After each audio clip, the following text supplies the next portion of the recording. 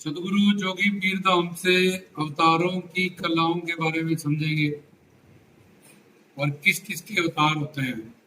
जैसे हम कहते हैं प्रभु रामचंद्र जी, कृष्ण जी, बाबा पौणारी को भी कलाधारी कहते हैं।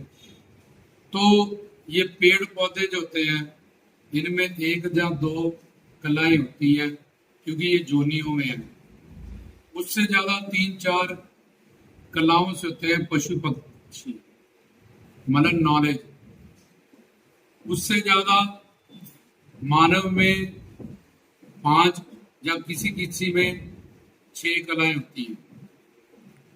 उससे ज्यादा किसी में 7 कलाएं आ जाती हैं तो वो एक्स्ट्रा ऑर्डिनरी मैन बन जाता है। जैसे कि नुसरत फतेह अली खान, लता मंगेशकर, सचिन तेंदुलकर। इसमें बाकी नर नारियों से एक कला ज्यादा होती है जिसके कारण ये एक फील्ड में बहुत ज्यादा नाम कर जाते हैं, किसी भी एक फील्ड में। और जैसे अमिताभ बच्चन ने फिल्म इंडस्ट्री में नाम कर लिया, जहाँ नुसरत फतेह अली खान जी ने ग्वालियर में नाम कर लिया, लता मंगेशकर जी को सरस्वती की तरह माना गया क्योंकि इनमें एक कला as compare to human beings, नर नारियां, एक कला इनमें ज्यादा थी। उससे आगे 8 कलाएं ये ऋषि मुनियों में होती है जो वेद शास्त्रों के ग्रंथी पंथी होते हैं। उससे ज्यादा मतलब वेद जानते हैं, वो शास्त्र जानते हैं, पुराण जानते हैं, उपनिषद जानते हैं क्योंकि वो ऋषि मुनि। ये 8 कलाएं उनमें होती है।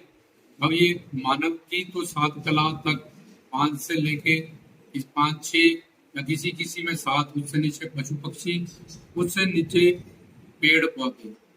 अब 9 कला से विष्णु के अवतार शुरू हो जाते हैं, परमात्मा विष्णु के, जिनको हम वैकुंठवासी कहते हैं, नारायण स्वरूपा। उसमें कछुए का अवतार कश्यप अवतार, मत्स्य अवतार, वराहावतार, नरसिंह अवतार। अवतार में अब कला मतलब कितनी शक्ति प्रकट करनी है और क्या अवतार रोल है वहां पे। प्रहलाद के बाप को मारना है, बस रोल खत्म। जब कछुआ बनना है और समुद्र मंथन में सहारा देना है नीचे। जब मछली बनना है, राजा का अहंकार तोड़ना है, मछली बड़ी होती गई, विष्णु जी ने अवतार किया उसको अपनी प्रॉपर्टी का राज गिराने का बड़ा मान था। तो इसलिए कैसी अवतार लीला करनी है, उसमें कितनी शक्ति का प्रकट करना, तो 9 कलाओं से विष्णु के अवतार शुरू हो जाते हैं। 10 कलाओं से नरसिंह भगवान थे जो मिश्र जोनी में आए, आधा नर आधा सिंह, तो उनको उतना ही पाठ मिला। जहाँ सुअर बने पहले वो वरहा, तो दोनों भाई थे, हरना कशपू और हिरणाक्ष, दोनों को मारा। एक को भगवान ने जंगली सुअर बन के मारा और एक को नरसिंह बन के मारा। तो ऐसे ऐसे जितनी जितनी कलाएं, जितनी जितनी शक्ति उस अवतारों में प्रकट करनी होती है, उतनी कलाओं का वो अवतार माना जाता है। अब प्रभु राम ने सेतु बनाना है समंदर पे, तो 11,000 वर्ष त्रेता युग में उन्होंने धरती पे रहना है, धनुष तोड़ना है, द्वारका को मारना है, बहुत सारे काम करने हैं। तो उनका 12 कला संपूर्ण अवतार माना गया। अब कृष्ण जी में 4 विशेष गुण होते हैं, प्रेरक, प्रेम, मधुर्य और लीला। और 12 और 4 16 के बाद उन्होंने पत्नी व्रत धर्म में आ गए कि मैं एक ही पत्नी मैं रहूंगा। पर बहुत सारे ऋषि मुनि जो उन पे अट्रैक्ट हुए, जो पाग थे, जीव या जिनका अंतःकरण शुद्ध था, उन्होंने उनसे अलग अलग भाव से प्यार मांगा। किसी ने पत्नी का, किसी ने प्रीतमा का, किसी ने सखा का। तो उन्होंने कहा कि मैं अगले अवतार में जब आऊंगा त्रेता के बाद द्वापर का, तो उसमें 4 तरह के, एक तो ऋषि मुनि संत महात्मा, दूसरे ब्रह्मा विष्णु शंकर, तीसरी वेद श्लोकों की ऋचाएं जो श्लोक हैं, और संसार की जो अनन्य प्रेम करने वाली उनसे नारियां जिनके अंदर अनन्यता है, वो गोपाल भी हैं, गोपियां भी हैं। तो ये चारों आगे गोपियां बन के आई जिनके साथ उन्होंने लीला की।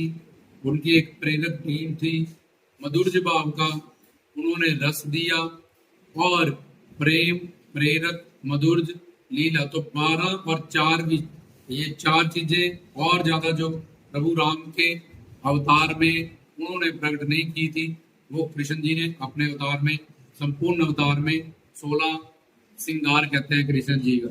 और 16 आने 16 आने ठीक है ये, तो 16 कला संपूर्ण अवतार उन्होंने लिया।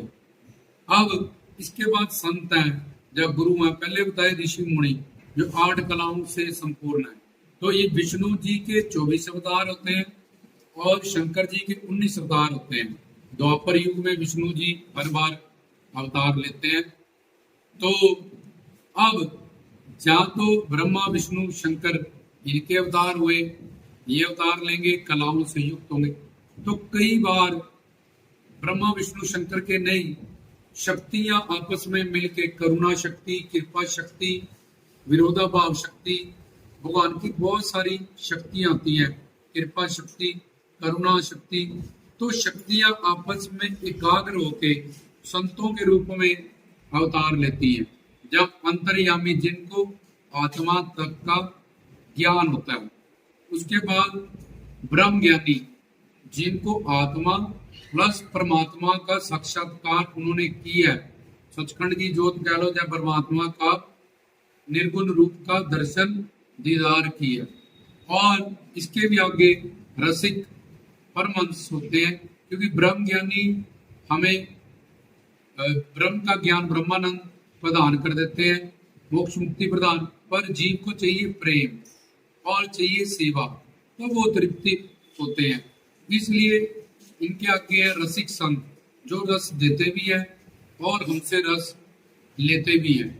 तो वो अब गुरु ब्रह्मा, गुरु विष्णु, गुरु देव महेश्वरा, अगर वो श्रोत्रिय ब्रह्मनिष्ठ है, पूर्ण है, और ये आत्मा राम जब अंतर्यामी ब्रह्म ज्ञानी और परमहंस वो रसिक संत हैं, तो इनमें जब वो कृपा सारी शक्तियां एकाग्र होके उन्होंने अवतार लिया है, तो उनमें ब्रह्मा विष्णु शंकर की जोत अपने आप ही, क्योंकि गुरु के रूप में अवतार लेंगे वो, तो गुरु पूर्ण है, रसिक है, गुरुओं के भी गुरु है वो, अंतर्यामियों के ब्रह्म ज्ञानियों के भी, क्योंकि वो रसिक है। वाणी में लिखे संत साजन पे सर से, के पूर्ण गुरु पूरे है गुरु ते जानी है। ब्रह्म ज्ञानी के भी आगे रसिक संत हैं, उनकी बात सिर्फ रसिक जान सकते हैं। उनके जैसा ही कोई और दूसरा हो तो वो उनके जैसा कोई और दूसरा ढूंढना, ये तो नौ खंड पृथ्वी में नामुमकिन सी बात होती है। अंतर्यामी गुरु मिल जाते हैं, ब्रह्म ज्ञानी मिल जाते हैं, लेकिन क्योंकि रसिक ब्रह्म ज्ञानी भी है, वो अंतर्यामी भी है, और वो कर्मयोगिनी भी है, और वो कुटी चक बहुत दुर्यादीत अवधूत संत, उनमें सब जोते भी रखी हैं। और ये सब जो कलाएं ऋषि मुनियों से शुरू हुई वो भी आ गई, तो वो सारी इकट्ठी होके उनमें 64 कलाएं बन जाती हैं। उनको 64 कला संपूर्ण होती है। टोटल 64 कलाएं जहाँ विद्याएं, जहाँ नॉलेज मानी जाती है। ये भी गुण है, बड़े मतलब पर्सनालिटीड है, स्मार्ट है, संगीत भी जानते हैं, लिखना भी जानते हैं, प्रवचन करना भी जानते हैं, हर गुण है यार इनमें झलकता है। प्रभु राम की तरह मर्यादा भी है इनमें, धर्म के बहुत पक्के हैं।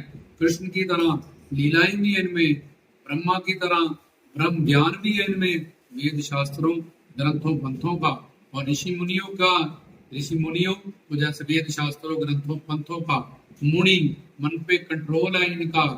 ऋषि हैं, सब वेदों शास्त्रों को लिखते हैं अपने आप से, नए नए भजन, नया नया ज्ञान, जीव का कल्याण करने के लिए अलग अलग टॉपिक बना के किस तरह से कलयुग में उसको मतलब कैसा प्रवचन किया जाए कि बड़ी आसानी से समझ आए। तो ये ऋषि मुनियों का टैलेंट भी है उनमें, तो और विष्णु के सब अवतार भी उनमें है, उसकी विशेषता है।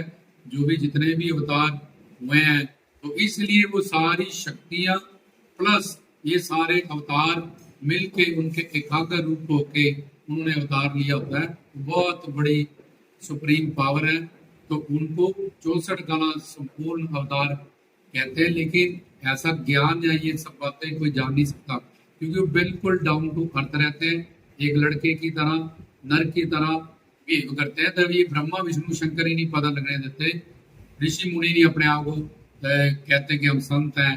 जब ब्रह्म ज्ञानी अंतर्यामी अपने आप को पुकार मंगता वो कहते हैं, तो वो तो इतनी बड़ी पोस्ट के मालिक हैं, वो तो उतने ही ज्यादा बड़े तरीके से अपने आप को गुप्त रखेंगे, छुपा के रखेंगे, ऐसी लीलाएं करेंगे, लेकिन इन सब में भी वो 64 कला संपूर्ण होंगे, जहां तो वो पूरी शक्तियों को एकाग्र करके अवतारित होके ही शक्तियों का ही अवतार उनके रूप में हो जाएगा, जहां फिर वो परमहंस और रसिक श्रोत्रिय ब्रह्मनिष्ठ पूर्ण गुरु, गुरुओं के भी गुरु बन के आएंगे, पीरों के भी पीर बन के आएंगे, अंतर्यामियों के भी, ब्रह्म ज्ञानियों से भी कर्म योगी की तरह वो आके अपना अवतार लेके धारण करके सृष्टि का कल्याण करके इस दुनिया में रह के किसी के साथ उनका पता ही नहीं किसी को चलेगा।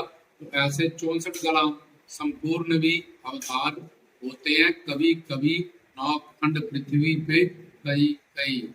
तो ये था, कलाएं बताई गई और कलाओं के हिसाब से अवतार बताए गए।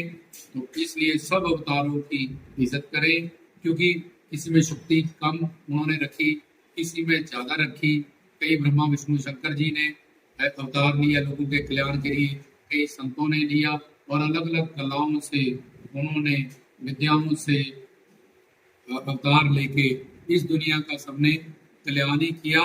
किसी भी अवतार को ये ज्ञान की दृष्टि से हमने आपको समझाया, और छोटा बड़ा मत माने, सब अवतारों की इज्जत करें, सबसे प्यार करें, और जो काल माया से पड़े हैं गुरु बना के उनकी पूजा करें, ताकि तुम्हारा जीवन सफल हो जाए। अगर तुम्हें 64 कला संपूर्ण नहीं भी मिले तो कम से कम 9 कला से अवतार शुरू हो जाते हैं, कम से कम कोई अवतारी गुरु तुम्हें मिले और तुम्हारा कल्याण पक्का हो जाए। उनकी शरणागति से जो भी उनकी पोस्ट, जो भी उनकी कला, जो भी उनकी ऊपर पदवी होगी, वहां तक वो तुम्हें ले जाएंगे। काल माया से परे रामदास की तरफ से